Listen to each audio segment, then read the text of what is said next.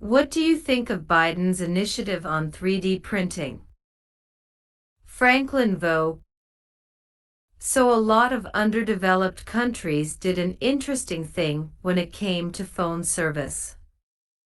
This is relevant, I promise. I'll get to that. Wiring a country for telephone service is an absolutely massive undertaking, involving millions of miles of copper wire that have to be pulled to every part of the country, no matter how remote. In the U.S., the Woodrow Wilson administration agreed not to pursue antitrust action against AT&T if in exchange the company would lay telephone lines everywhere, which they did at astonishing cost.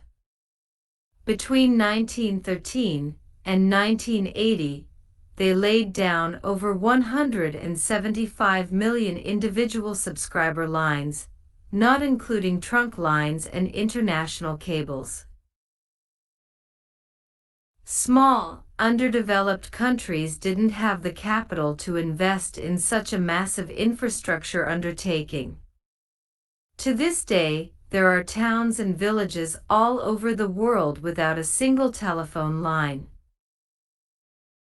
So when cell service came out, a lot of countries leapfrogged over landlines and jumped straight to cellular, erecting masts in places that had never had an old-fashioned phone. You still need to lay cable for backhaul, of course, but you don't need to run a pair of wires to every house you want to serve. Today, American manufacturing infrastructure is a complete shambles. Thanks to aggressive outsourcing by Ayn Rand-worshipping anarcho-capitalist businessmen, American infrastructure from the 1980s on was gutted in favor of cheaper manufacturing in far-off countries. This is why I laugh whenever someone says Mexicans are taking our jobs. No, Billy Bob Smutenfluffer, that Mexican didn't take your job. Your boss shipped your job to China. So we woke up one day to find that the entire American manufacturing capability is completely owned by China, meaning it's completely owned by the CCP. Oops. Rebuilding that manufacturing infrastructure gutted by the Randroids in business suits would cost trillions and take a couple of generations. Fun fact: when Apple tried to manufacture the first Mac Pro in the United States, they discovered no American company could even manufacture the precision screws that hold it together. Worse, no American could design the machine tools to set up a factory to make precision screws in large quantities in America. American master machinists are retiring, and paraphrasing Tim Cook, if you assembled everyone in the world capable of making those tools into one place, they wouldn't fill a classroom, and they're all Chinese.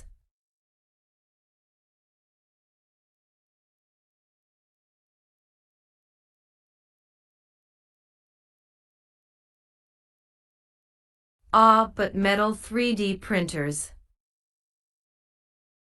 Metal 3D printers, note, this describes printers that 3D print metal parts, not consumer plastic printers, can pole vault over the infrastructure of setting up a factory, much like cell service can pole vault over the need to drag millions of miles of twisted pair copper wire to every house. Instead of needing a master machinist to make the tools and dies to create an assembly line, you simply feed in a 3D CAD drawing, press a button, and bing bang boom. Well, okay, there's a little more to it than that, but still. Biden's plan aims at getting companies to agree to buy certain kinds of metal parts from U.S. manufacturers instead of Chinese manufacturers, with an eye toward reducing our dependence on China to make things for us. Right now, China has our nuts in a vice. They don't need submarines and nuclear weapons. If they decide to squeeze, we're fucked. He who controls the spice, controls the universe. He who controls manufacture of spice harvesters, controls the spice. We don't have the infrastructure to do a lot of types of manufacturing here. We don't have the skilled and experienced people to make the infrastructure, and that means China owns our asses. Encouraging American factories to jump directly to 3D printing and American companies to buy from those factories is the first step in fixing that. 40.7K views. View 3,588 upvotes.